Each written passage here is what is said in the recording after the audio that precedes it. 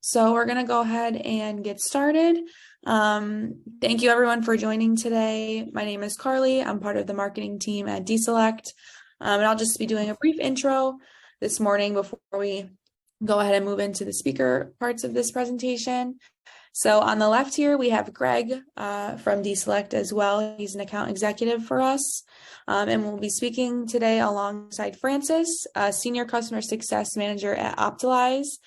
So you do both want to get started and say a few words? Right. Thank you very much for the warm introduction, Carly. And it's a pleasure to welcome everyone who joins our webinar today. My name is Gregory, and I'm an account executive in DESelect. And today is my pleasure to co-host the webinar with our trusted partner, optimise. And I would like to pass the word to you, Francis. So, hi, everyone. Thanks, Greg.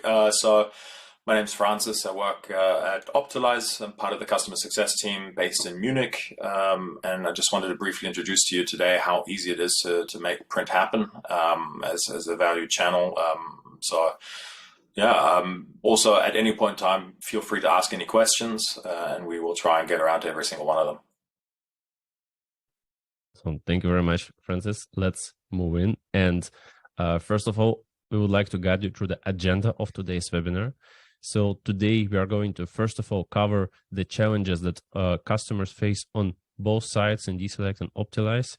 And we would like to share how did we come up with the idea of the webinar. So what challenges we want to cover today. Also, we will talk on how to segment your audience and how to define the right channel for audience communication. We'll also discuss how to optimize direct mail automation. And to showcase that and go a bit through the real case example, we'll go through the segmentation use case for an e-commerce store where we define the audience and a channel. We'll also personalize our audience, and we will also define how this can be a part of your journey in Journey Builder. Last but not least, we'll also set up a direct mail campaign live, and you will see how to do it step by step in just 3, 2, 1. And this audit can be automated. So please, as Francis mentioned, do not forget that you can add your questions directly in the chat, but we also foresee some time by the end of the webinar to answer them. Okay, and I think we can start, Francis, with sharing some challenges that we see among the customers, what we see among both those who make their campaign or just the campaign managers who just need to segment their audience. If I may start, so from our experience, we see that many customers or many Marketing Cloud users actually do lack some technical knowledge when it comes to audience creation and data management. And when I say data or technical knowledge, I mean knowledge of some coding skills such as SQL, which you need to know to define advanced and proper segmentation, to define narrow segment, and AMP script, which you need to use to personalize your communication in Content Builder or in email or SMS, etc. I also see that not having proper and sanity data causes record duplicates and incomplete records, which also is a challenge for the marketer. And last but not least, it leads to poor targeting and lack of personalization. So we see a lot of brands fail to scale and use personalized emails. Francis, do you see the common challenges among your customers, and what is your take on it? Yeah, so we have a very large range of customers from all industries, from fashion to automotive and you name it.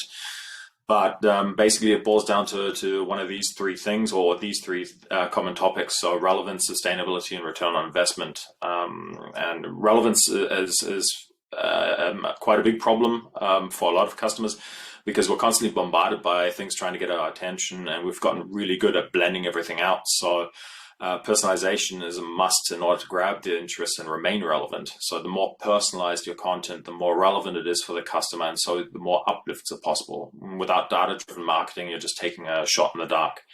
when it comes to sustainability, I think there's no denying that climate change is real, and people are increasingly conscious of making choices to reduce their impact on the environment. This places new demands, obviously, on all marketing activities, because we need to adapt and rethink our approaches accordingly. It's just, you can't do no advertising. Obviously, you have to do something, but doing so in a conscientious manner is really something that has become a very discerning factor. And obviously, last but far from least, is the return on investment.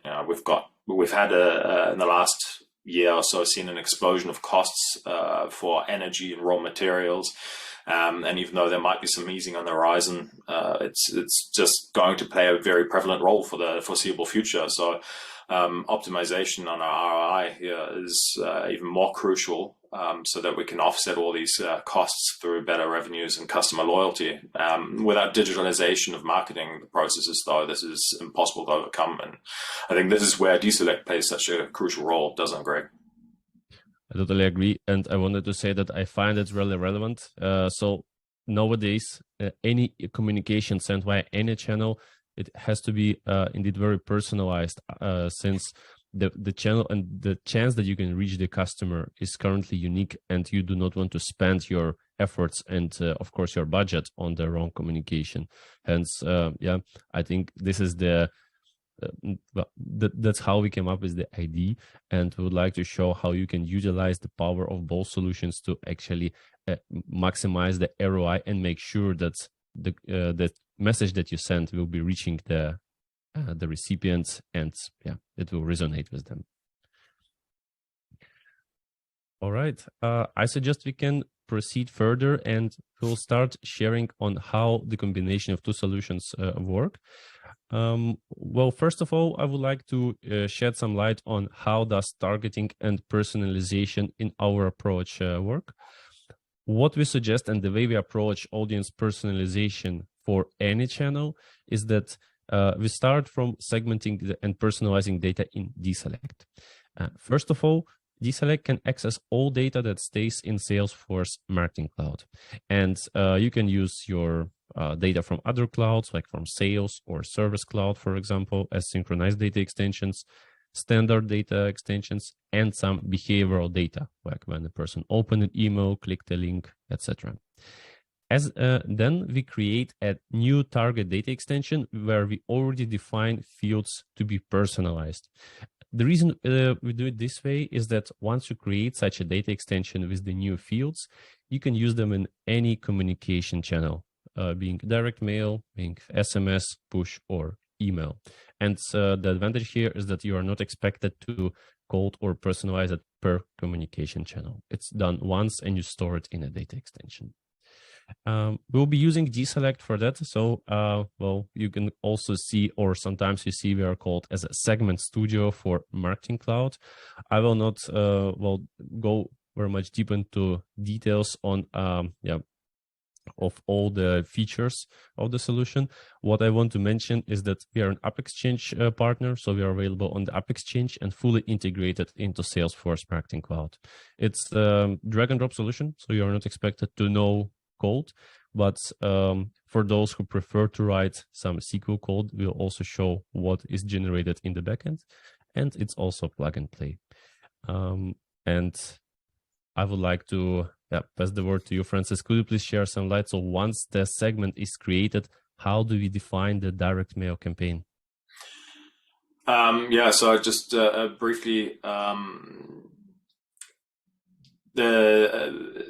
our core belief is that direct mail should be an integral part of every cross-channel marketing strategy. That means that you, for example, start the journey with email. The customer doesn't respond, doesn't open it. Then you lead into maybe sending a reminder, and then you lead into print. It becomes an integral part of that, of reaching out. And although many think that print advertising in particular, is very old school, all it was needed was a bridge into the digital world. So we've created a SaaS solution for this. This means that you can now regard print mailing as a performance channel, even though you're primarily moving online in a digital world. And with the integration into your CRM, you can achieve conversion rates of up to 10% or even greater. I have one customer in Berlin that regularly has an ROI on each mailing of around 14. So a factor of 14, which is fantastic, obviously. And they're actually now working on increasing that further. So we call this direct mail automation because it combines the best of both the digital and the physical world by integrating the mailing process into your CRM, such as Salesforce, and making it very effortless so that you can focus on the needs of your customer. The question you're obviously asking is how is basically better conversions through segmentation and personalizations. Personalizations really adds value and thanks to your data, and it's not just for emails or SMS. This may sound a bit more technical than it actually is, because our dashboard makes it very easy for you to then take this data from your segmentation from DESelect to create a mailing. Yeah. So how would you, Greg? Sorry. Yeah, exactly. So talking about segmentation, you can use it for a wide range of use cases, not just reactivation and cart abandonment. We have customers that use it regularly for birthdays, for example, to just really create further loyalty with their customers. And then with DESelect, you're able to take these segments that are interesting for generating uplifts, and then with us you can then create these mailings for each of these use cases. So we always educate our customers to think from their customer's perspective, which means identifying segments first and then create the use case that would bring the most value to these customers. What does this look like in practice? Well, we are going to create an example to follow this process step by step. So first, we'll have to start with a segment. All right. Thank you very much, Francis. Indeed. So we prepared the use case for today where we'll cover several, the full scenario on how you can define the direct mail campaign from scratch. And as Francis mentioned, well, indeed, so it can cover various use cases. For today, we want to focus on the one simple, the simple use case, and we'll go for a fashion brand example. So we'll look on the goal of the campaign first, and let's say that our fashion brand wants to launch a second purchase push campaign and provide their users with a coupon. We'll define very simple audience criteria. So let's say we want to find only those customers who paid at least 75 euros for all the purchases they did in the last several days, let's say in the last several months. We can also say that, we want to ensure that they did not receive emails in the last number of days. They are not oversaturated, and they are not, or at least they are, if they receive those, they do respond or they do interact with our brand. Finally, we need to define the right channel for this communication, which we will look into opt-in or lack thereof, and we'll also use other criteria such as age or past engagement. If I could just quickly, in case you're wondering what you mean, lack of opt-in, the beauty with print versus email is that by email, it's you have to opt in. For mailings, physical mailing, it's an opt-out channel. So even if someone hasn't agreed to receive emails from you, unless they specifically say they don't want to receive print mailings, you can still reach them through that channel. That's actually one of the great examples of how you can use direct mail in cases when, let's say the person did not give you a direct or explicit opt-in. Maybe, Francis, do you have some other examples how you see your customers are using that? Do you see that as a good leverage to reach to those customers who, let's say, opted out, or what's your take on it? Well, we find some customers use this option for reactivation. That's probably the most common use, but also if they try to reach out to their customer and the email bounces back. So if you suddenly try to reach out to someone, it's not available, the email address is no longer available or whatever, then they would send a physical mailing to try and reach out to them, and that way try to get that person to sign back on and maybe update their details. I think it's a great example, and you can see how you can leverage those clients who are less engaged, and let's say they do not they don't prefer email, let's say, as a communication channel. And I find this is a great use case. All right, let's move forward. And we also mentioned in the last slide that we are going to send our customers some coupons or vouchers. For this, or for today's example, we will not create the vouchers from scratch, but they are already defined in the demo platform. I want to say a few words on how we approach the creation of vouchers. So we see that many, especially many retail brands, are struggling to not only to create their coupons, but to match and connect them to their clients, which we suggest the following approach to do this. We create the row number for both tables of contacts and coupons. And with this row number new column, we can just connect them or join them. And once this is done, you can actually track if the coupon was redeemed, what is the amount left, and other important actions such as when did it happen and how often. I will not cover that in detail, but there is a link here which you can click. And of course, the slides after the webinar will be shared. So feel free to read it in more detail if you find it very interesting. If I could just add two little points to vouchers. The first one is that it's often overlooked, but it's actually very, very valuable to have personalized vouchers per person, because first of all, it obviously avoids abuse, but it also allows you to accurately track who is being converted by the voucher. And in addition to that, we have a lot of customers who then start A/B testing based on that. So you would have different voucher values with different conditions to see how that performs. One example is one customer of mine currently is running an A/B test with a no minimum purchase, but 15% off, or a minimum purchase value and therefore 25% off, to see how that performs. That's an interesting example, Francis. I think also, I think the more advanced use case that we see among some our customers is, for example, when they use multiple coupons or multiple vouchers, and that becomes a bit harder to find out which is the most recent voucher they are using. So yeah. I believe that it's also important in that case to send the communication based on their last voucher they have. So it's also quite important for data sanity, according to the most used cases. That's interesting context you can see. Well, maybe to show you that step by step, we suggest the following approach that we start our segmentation from. And first of all, we'll go just through these 4 steps.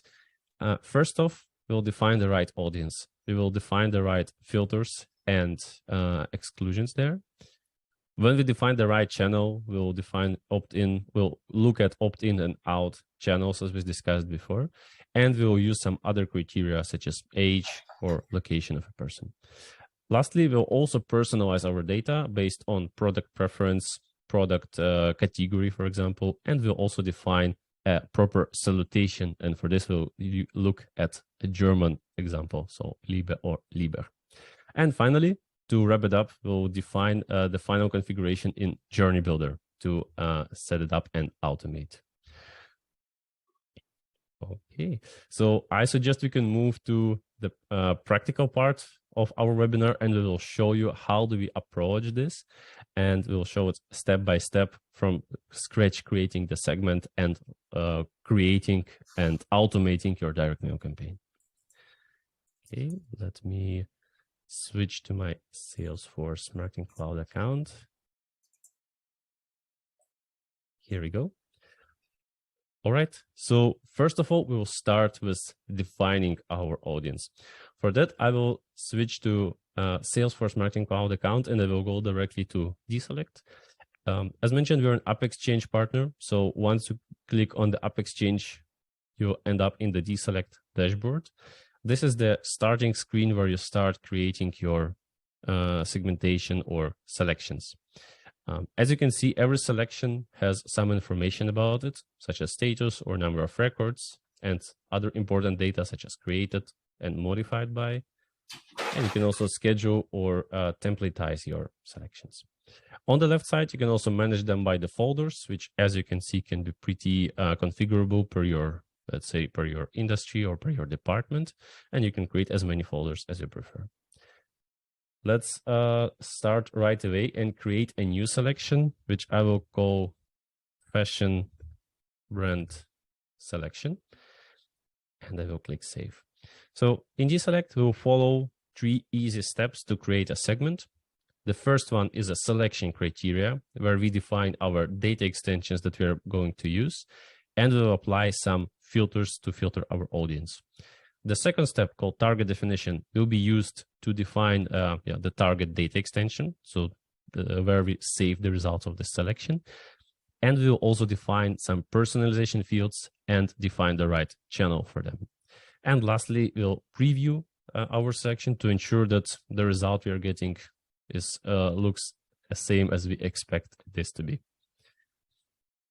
All right, let's start with the selection criteria. And first of all, I would like to add my first data extension here. In DESelect, you can either add data extensions one by one, or you can add them as a data set. So data set is a combination of data extensions that you use the most commonly, so you can create it as you see fit. For example, I will use contacts, transactions, and products combination of data extensions. And I also want to ensure that we do not target any unsubscribes. So people who gave their explicit opt-out, let's not reach out. And I also, as mentioned, I added vouchers data extension. So once this is defined, I will just move to the filters. And according to our use case, we'll use several simple filters. First of all, let's define that the type of the type of products that a person made a purchase on should be clothing. So you can you are not expected to know the values in your data extension by heart, but you can just see a drop-down list here, and in our case, that only should be one value. And I will just use a few more filters, which is the related filters. Related filters means that it is the relation between two tables, two data extensions. I need to define the relation between contacts and emails that were sent, but my filter is that I want to ensure that find those contacts to whom no emails were sent in the last 7 days. So I say event date is in previous 7 days.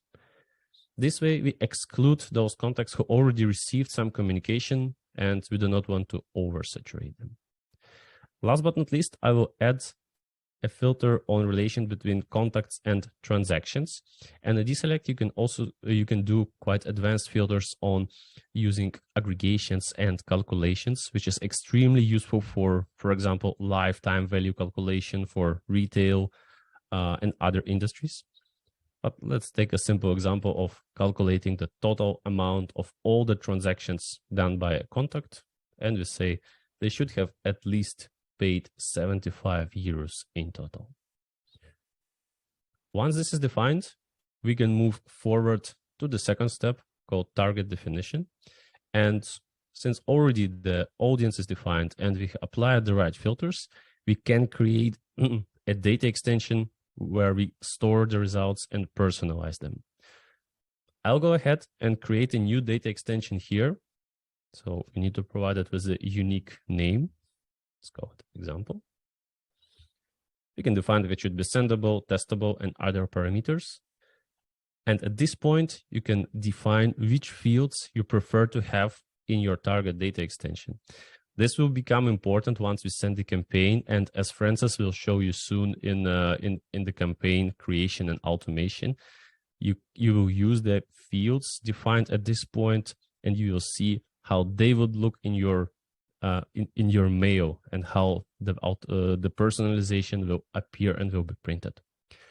I will start with just you can add fields one by one, but to make it faster, I will add all the fields from context data extension right away. So we have them here.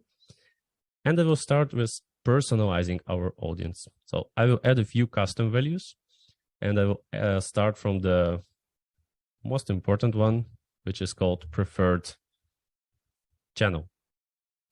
You can do a lot of custom values in DESelect, but we will focus on a dynamic value, which is if then logic, and we will base it on some criteria. Now, today I'm going to use quite a simple example of how to define the audience. So let's say that our criteria for today would be that if opt-in is equals to false, we can consider this as a criteria as to send a direct mail campaign. As Francis mentioned, well, you do not need to get a direct opt or direct consent from the customer. This could be a good point to reinitiate the contact with your client. We can set another example and say, for example, when person's birthday is before or on, let's say 65 years ago. Well, in that case, we can assume that people of older generation would prefer and appreciate more having a post mail rather than an email or SMS. So these are two simple examples. Francis, do you have any other use cases, or when do you think could be other important criteria to define the right use case for direct mail channel? I think you're muted, Francis. Terribly sorry. It all depends on what you're trying to achieve. So we have, for example, a customer out of the automotive branch. They will use as a trigger that it's been 700 days since your car was last in for its warrant of fitness, and so it's due again, or based on the mileage that you drive, they will send you a reminder on service or anything like that. We have other customers who use all kinds of different interesting triggers. We even have one that says that if you were logged in on the website and you looked at a product and a related product, then it will use that to generate a mailing as a first order push, basically. So you can use almost anything that you want. I think your imagination is the limit here, and it all depends on how good your data is. And what's just one little point as well is that you can define all of these fields here to create your segment, and you can then use any of these in the mailing itself, because in the mailing you define which ones are used for the personalization. Right. I totally agree with you, Francis. I think the important point you raised is that you need to have enough data in Salesforce, Marketing Cloud, or in any platform you wish to start your communication from, and that would make it as granular and as efficient to define a channel as possible. Right. In that case, I will stick to this quite simple example. So let's say it should be one of these two criteria: or opt-in is false, or person's birthday is 65 years ago or earlier. And we can define that if these criteria are true, then the channel would be direct mail. Let's define a few more criteria. So let's say when opt-in field equals true and opt-in channel equals, or to be precise, contains SMS channel here, it is fair to say that we can send an SMS to this customer. Lastly, so in case that person is also opted in and one of their communications channel is email, so in that case, we can define email as the right channel. Otherwise, or default, so let's say if person does not fall into any of these criteria, then we can say the default channel is email.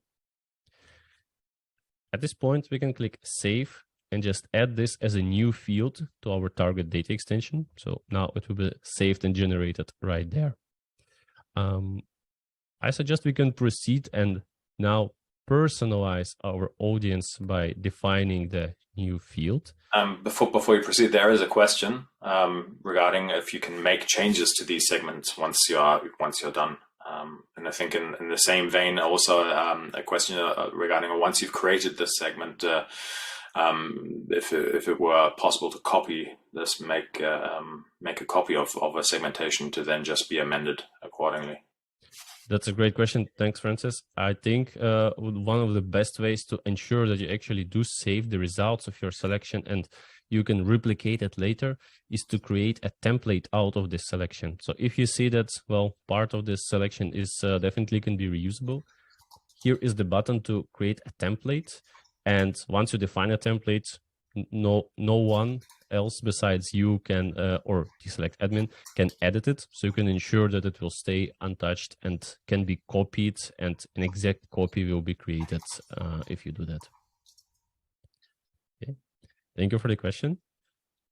Let's proceed with defining the first personalization field called salutation. And we'll do quite a simple example based on gender. So here, oops, I will say when gender equals male, we can say that the salutation is Liebe.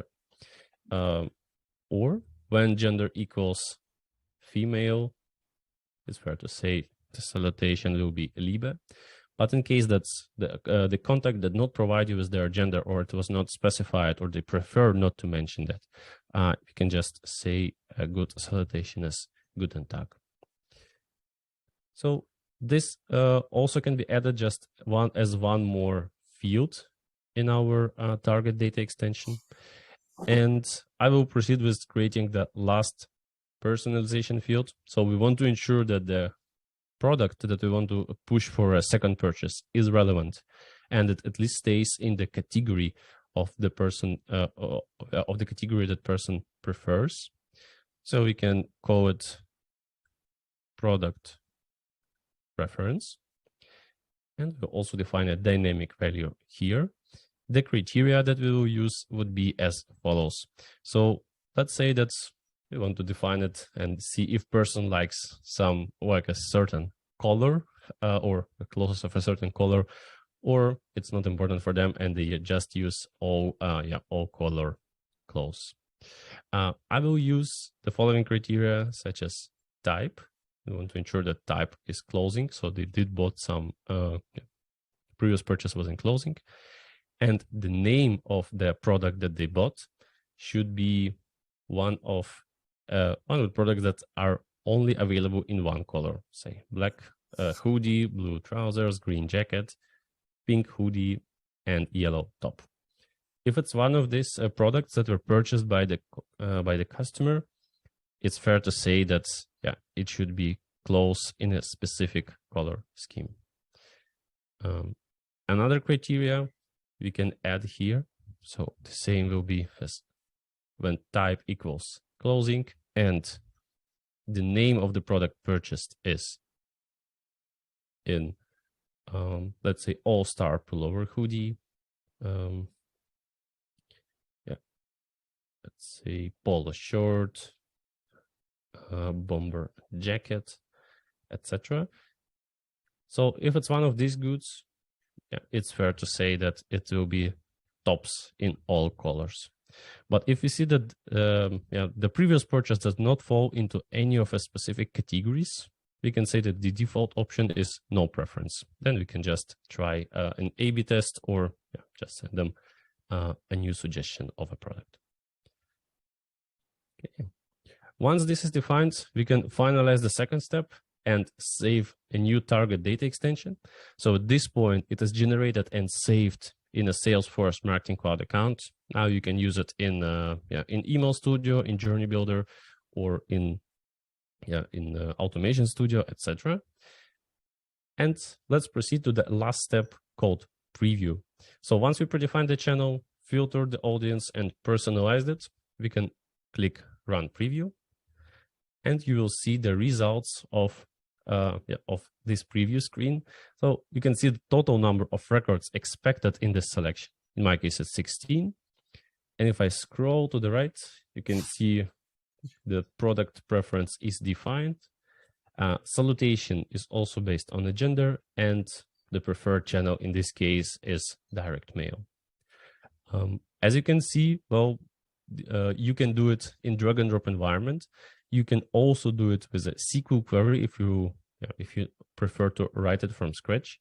So this is what DESelect generates in the backend, and you can see what you need to write to get the same results. Right. Okay, so that's the last step. Once the segment is created, we can proceed to the final step of the segment creation process, and this is activation of the process in Journey Builder. So once I switch to Journey Builder configuration, and I created quite a very simple journey, now we can use the data extension created as a starting point for the journey or your entry source. And the first activity I'm going to apply will be a decision split. Our decision split will be based on the field that we have just created called preferred channel. It's as simple as when preferred channel equals direct mail, then you know that you can proceed with a direct mail campaign. If it's SMS, there is an SMS activity. And when it's the remainder or email, yeah, then we can send an email to the customer. And at this point, I would like to now ask if Francis, if you can elaborate as of this point, when the segment is ready, how do you proceed with sending the direct mail? How do you use the personalization fields? And what do you think is the most important in this process? So let me just quickly grab control of your screen. The first thing is that before you integrate direct mail into the journey, you have to create your mailing itself. And this is something that a lot of people think is quite challenging because it's quite different, because we're adding personalization fields that's drawing data from a database, etc. But in reality, it's actually very, very simple. Similarly to when you create your overall journey, you start with your segment first and then go over to your mailing. In this case, we suggest you work backwards with your mailing, where you start with your final result first. So in this case here, we have what the mailing should look like when it lands in the mailbox for your customer. Just quickly, what other platforms can optimise be integrated into? Many. So we also have an API connection, for example. So if you want to know if or how to do so, just feel free to contact us, and we can put you in touch with the right people. On our side, we have a solutions engineer who can help you with that. So yeah, just reach out and we'll see how we can make it happen for you. So yeah, but back to this example, we start with the final result. This is exactly what you want to have in the mailbox. And once you're happy with this, then all you do is you delete everything from here that is personalized. So in this case, we would remove the name, Erica. We would remove this here, the voucher code, the store code, and so forth. Because then the next step is that we create the personalized file. Here you have the references to the first name, to the individualizations for the product pictures that Greg, for example, mentioned. We've got here the store name, etc. And once we have these personalized fields defined, ideally on a separate layer, this is what's called your personalized file, and this is the one that we need in order to assign all these all these values or this data that you have. When you then blend out this layer, you're left with all the static elements that are the same for every single mailing in that campaign, and this is what we call our print file. So that's really it. You've got your personalized file, you've got your print file, and that's it. So you just take your final result, remove all the personalized fields, create a personalized file on a separate layer, and then when you blend that layer out, you've got your print file. And once you have this, the next step is to then just upload it onto the platform. So in this case, I'll be showing you the platform itself, where you would then just simply go to automations, create a new automation. In this case, we call it fashion example, select your country, save, and here you can define what the minimum value should be, because the data, once you set up this automation and build it into the journey, data will then just flow every time, whatever you set that to. Whenever data is available for a bunch of customers, it will flow through. And once we reach 500, or in particular for Germany, 5,000, because that's quite interesting in terms of postal costs, it will then trigger a mailing. So then you have the different fields that can be mapped, and that's it. In this case, we have a multitude of different mailing materials you can select. In this example, we're doing a DIN long. We'll configure that. We'll say we'd like 300 gram paper because we'd like it to be a little bit thicker, because it suits our brand. Confirm it. And then we take those two files that we created earlier. We have the static, the print file, and then we have the personalized file, and that's it. Then we go to review it. We're happy with everything. We activate it, and you're done. Now your automation is live, and you just go back into, for example, Salesforce, into the journey builder. Then you integrate the little tile. When you click on it, you can now select this mailing. And once you've done that, it's live, data flows, your mailing goes out, and we can also, for example, via web hooks, give you feedback on that when the mailing has actually been handed over to post, so that you can then start expecting from people to start using the vouchers. Yeah. It says that looks pretty straightforward. Out of curiosity, on average, how much time does it take when you start to automate your campaign and then the mails start flowing to the customers? It really depends on what you select. If you take a standard product like the postcards, it's about 4 working days between the day that it's triggered and it's handed over to the post office, and then it depends on the location again where it's being sent to. But it's very feasible to trigger an automation on a Friday afternoon, so that on Monday morning it gets turned to mailing, on Thursday it's with a post, and it's very likely that the first people will be receiving their birthday cards, for example, on the Saturday or the Monday.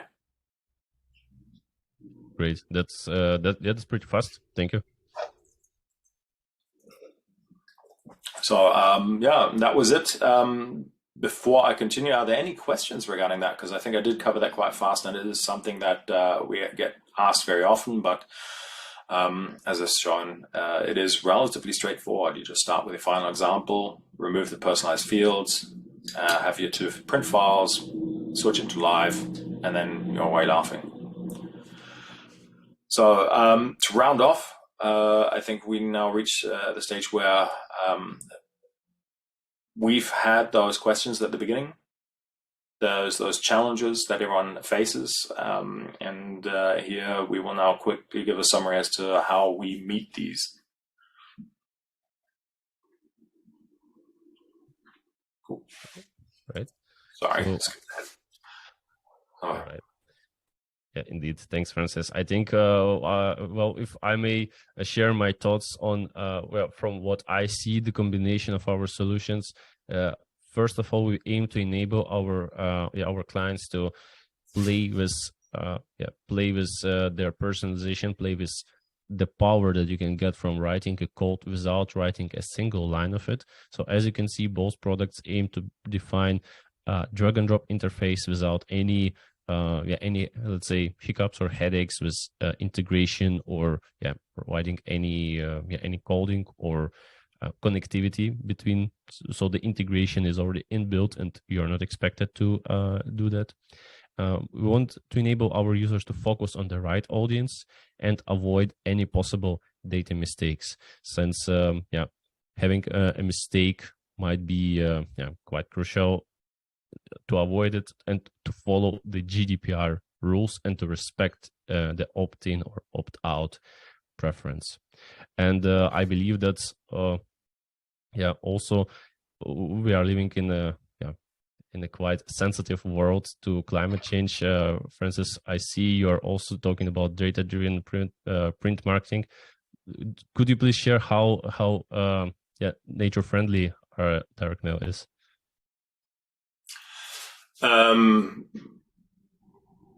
In what terms do you mean? What you're allowed to use in the mailing itself, or?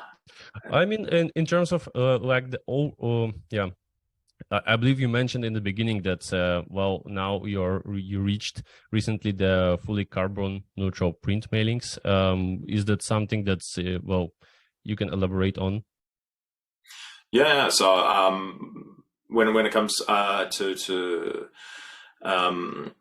the mailings themselves, we are fully carbon neutral on those. That is, and have so for almost 2.5 years now, I think it is. And it's something that we're very proud of and will continue to maintain. At the same time, though, the company as a whole is also carbon neutral. And we reduce or eliminate our carbon footprint wherever possible, and then also offset it with participation and projects, etc.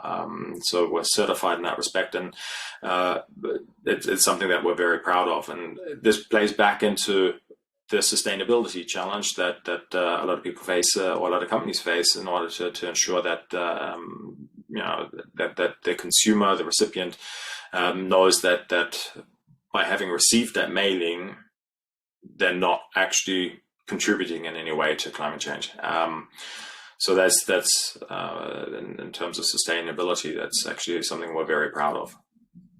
And to play into the other two challenges you faced, so when it comes to individualization or in relevance, and this is where individualization really plays a key role when you personalize the product using the segmentation, and it really does make sure that what you send out is relevant to the recipient. So not only are you getting a better return on investment by generating better sales by having personalized, but also this also plays into the sustainability. The mailing you send is relevant, so the recipient also perceives it as being something valuable versus something frivolous. If you get a mailing that says, "Dear householder, buy yourself some garden furniture," and it's an apartment without a balcony, they're obviously going to view that very negatively. And these two factors really do help drive revenue uplifts. There are a couple of questions as well, I believe. So the first one: are there any recommendations in terms of content? Is it probably not recommended to promote products that are on sale? Just quickly to that, the limiting factor there would be availability. If the item that you are selling is something that it could sell out, then obviously because of print mailing, you would, with the lead times until it arrives at the customer, it may not be recommended. If it's something where you have no issues with stock, or if it's a service, then it is actually quite recommended. It's fully fine to send something that's on sale. So the only caveat there is to make sure that you either don't run out, or you ensure that when the person does try to purchase that product, that they're somehow picked up in that journey, with an alternative solution, for example. So. If I may add to that, I think it's I totally agree with what you say, Francis, and it's totally fine to promote products that are in sale. I think it's most important to define if the product is in sale, but it matches the, let's say, the preference of a certain customer, and if it falls under their interest, which you can check either by the previous engagement of communication regarding that product with a customer, or if simply if they purchased it. And if you go even further, and if you dive deep to define or recommend the right product, it's also important to, you can also create some models such as, for example, RFM, and you can see how frequent does a person buy product in a certain category. Yeah, definitely. So next question, where can letters postcards be sent to, in which countries? Basically everywhere. Anywhere that you can send mail to, you can send it to, so there's no limitation on that. Additionally, however, we also have partners in a growing number of countries so that we can also print locally. That helps reduce both the lead times as well as the costs. So, for example, in Austria, the UK, etc. Yeah. So the next one. Do you recommend to integrate direct mail and cross-channel campaigns? I think this one's for both of us. I think in terms of print itself, obviously, yes. Of course, that's why we're here. But I think this is also part of building that journey for your customer. So that I think, as Gregory showed you, we had the option to send an SMS. We have the option to send an email, and if there's no response to the email, then you could then reach out with print, so that firstly you ensure that you pick up your customer through using these different channels. At the same time, though, you're also limiting the resources that you use. So you've tried this, you've tried that, and now try print to grab them. And then if you don't get a response on that, then you try a follow-up email, for example. And I think there's almost no limit on how complex you can make that.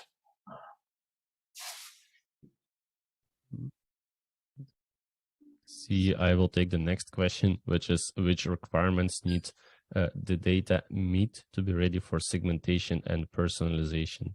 I think it's an important question to understand, how can you make your data ready for segmentation and personalization? I would like to start from, maybe state the obvious, but first of all, the data has to be available in the platform you wish to work in. So as today we focus in Salesforce Marketing Cloud, make sure that all the necessary data stays in SFMC and you already have it available. The next step is to ensure data sanity and how clean is your data.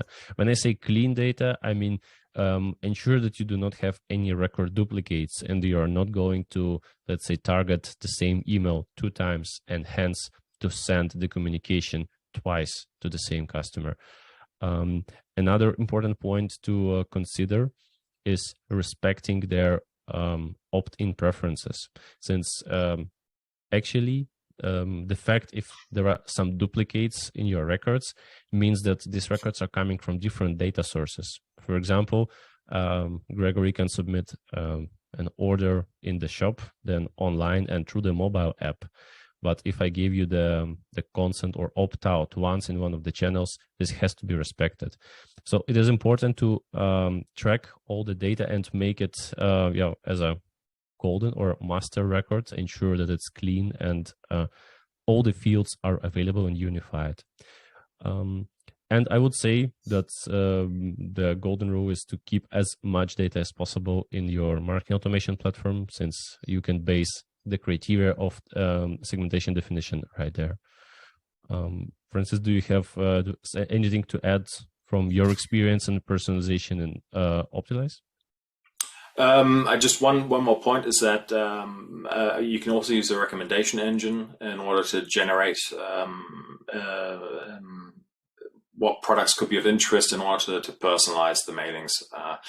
That's the I think it's something that's often overlooked, but because you are very flexible when it comes to generating a mailing, a recommendation engine there to help filter out what products could be of interest really does help a lot. So then we have, what is the best use case to start with in direct mail?